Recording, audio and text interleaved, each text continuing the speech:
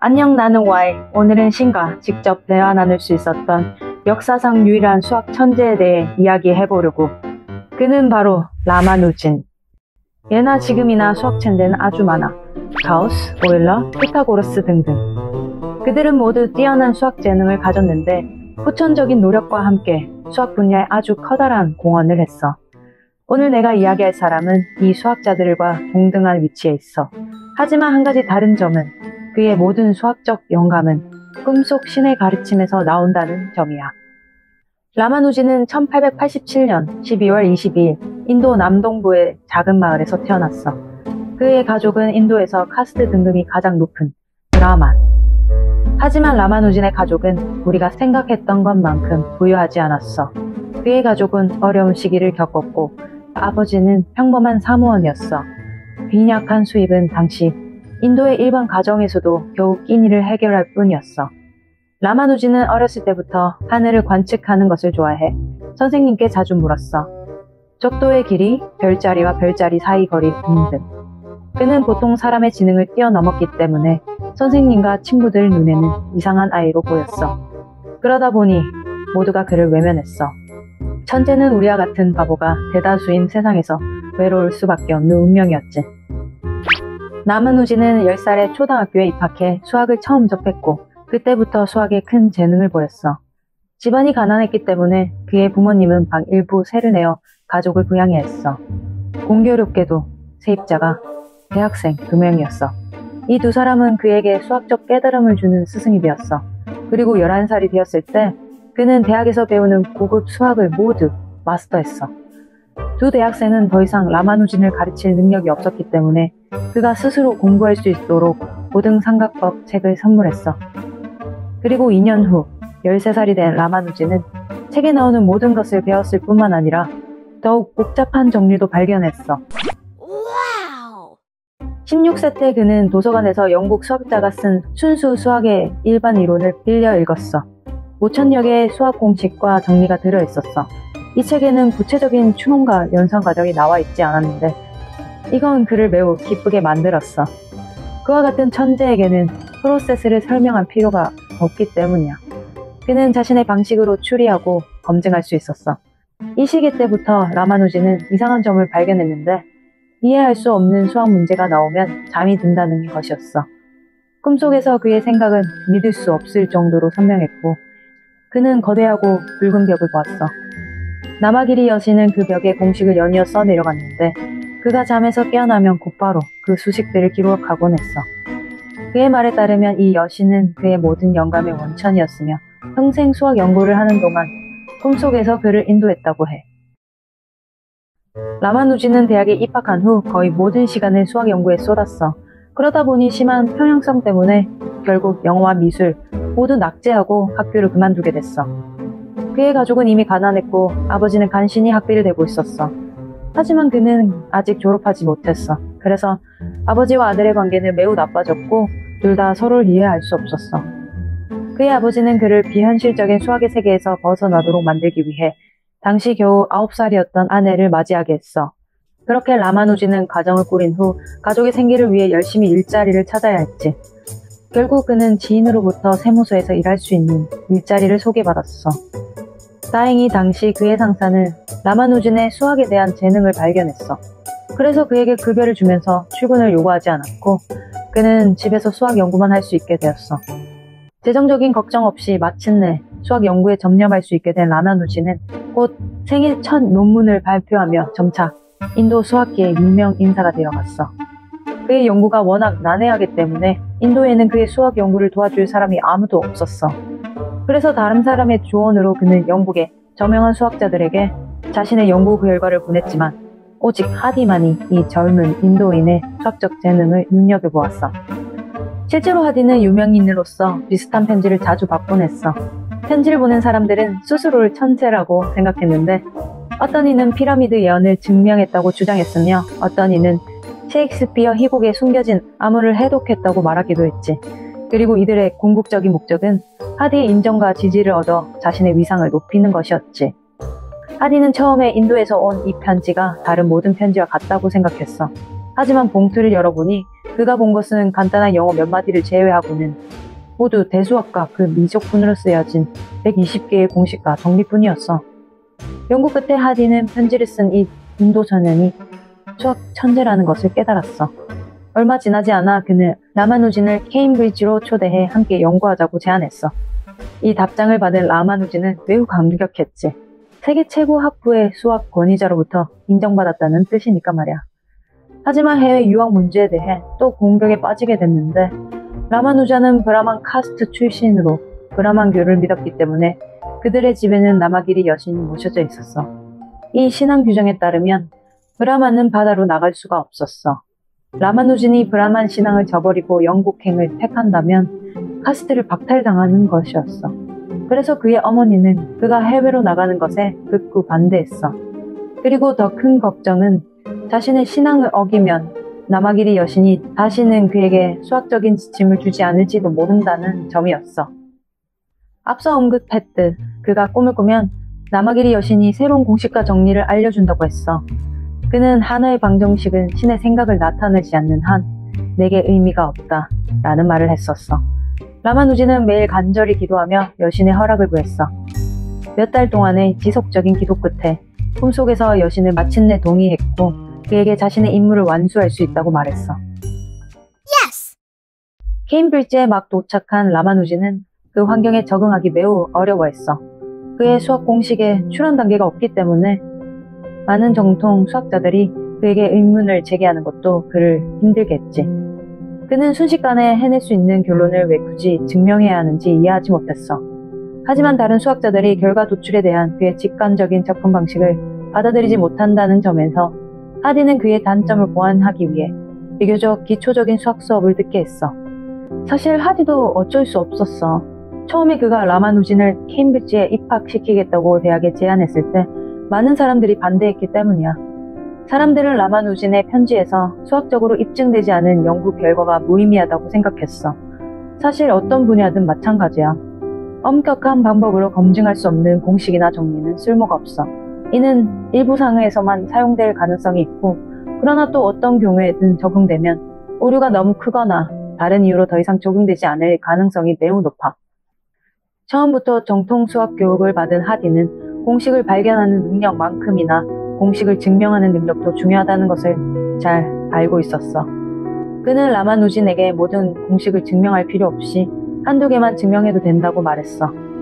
이것은 라마누진이 앞으로의 학문적 생애에 있어 그를 반대하는 회의적인 목소리를 떨쳐버리고 케임브리지에서 입지를 다질 수 있기 때문이었지. 그러나 라마누진은 처음에 하디의 이 고된 노력을 이해할 수 없었어. 하디가 상대적으로 기초적인 수학 훈련을 받게 하고 소위 정통적이고 엄격한 수학적 증명 능력을 익히게 한 것에 대해 전혀 대수롭지 않게 여겼어. 심지어 그는 자신이 신앙에 어긋난 대가를 치르고 있다고 느꼈어. 카스트 박탈이라는 큰 위험을 무릅쓰고 또 가정을 버리고 단신으로 이곳에 온 것이 이런 상대적으로 기초적이고 무의미한 훈련과 공부를 하기 위함이 아니었지. 수학자 하워드의 수업 시간에 전혀 메모를 하지 않던 라마누진은 강단에 불려갔어. 그리고 하워드가 설명하고 있는 문제를 칠판에 완성하라고 시켰어. 라마누진은 아무런 추론 과정 없이 칠판에 바로 답을 썼고 이에 화가 난 하워드 교수는 그를 수업에서 내쫓았어. 라마누진은 마침내 깨달았지. 수학적으로 성취하기 위해 수학의 언어, 즉 공식을 이용한 도출 과정과 증명 절차를 사용해야 한다는 것을 말이야. 하디 교수의 도움과 격려로 그는 많은 정규 수학 연구 방법을 배웠어. 그리고 공식 중 하나를 증명하려고 시도했어. 라마누진은 과거 결론만 직관적으로 쓰던 것에서 결론을 먼저 쓰고 과정을 쓰는 것으로 바뀌었어. 다들 알겠지만 라마누진에게 글을 쓰는 과정은 주로 다른 사람들이 이해할 수 있게 만들기 위함이었어. 라마누진은 여신의 계시를 받을 때마다 하디의 사무실로 달려가 새로운 발견에 대해 이야기했고 하디가 어떻게 영감을 얻었는지 물어볼 때마다 라마누진은 항상 솔직하게 여신이 말해줬다고 답했어. 하디는 무신론자였어. 그는 직감만으로 복잡한 수학 법칙을 간단한 공식으로 설명할 수 있는 라마누진을 보고 우리는 수학을 공부하지만 라마누진은 수학을 발견하고 창조한다고 말했어. 하디는 엄격한 서양 수학의 증명 방식에 능했고 라마누진은 끊임없이 새로운 공식을 발견했어. 이들은 서로를 잘 보완해줬지. 5년 동안 두 사람은 28편의 중요한 논문을 함께 발표했는데 특히 그중 가장 유명한 것은 자연수 분할로 수학계를 수세기 동안 괴롭혔던 문제를 해결했어.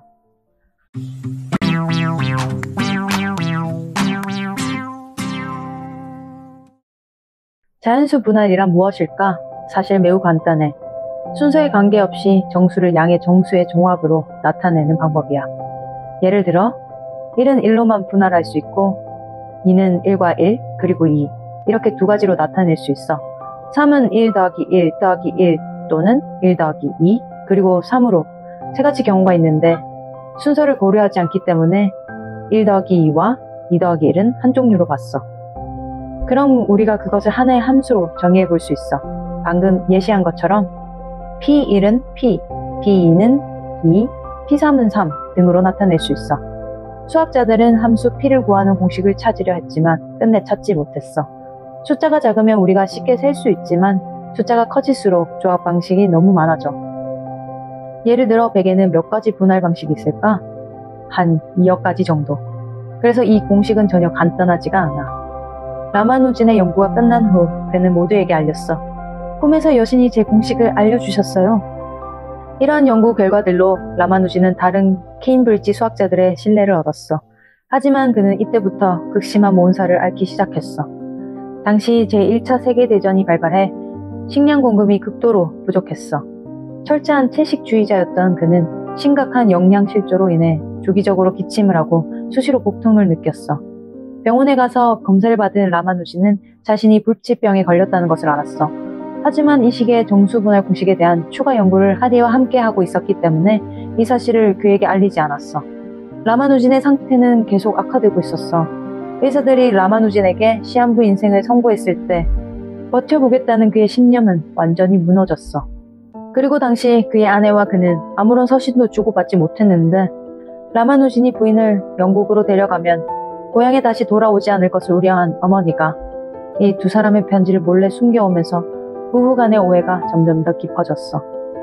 세상으로부터 버림받았다고 느낀 라마누진은 철로에 누워 자살을 시도했어. 하지만 다행히도 그는 선한 사마리아인에 의해 구출되어 병원으로 이송되었어.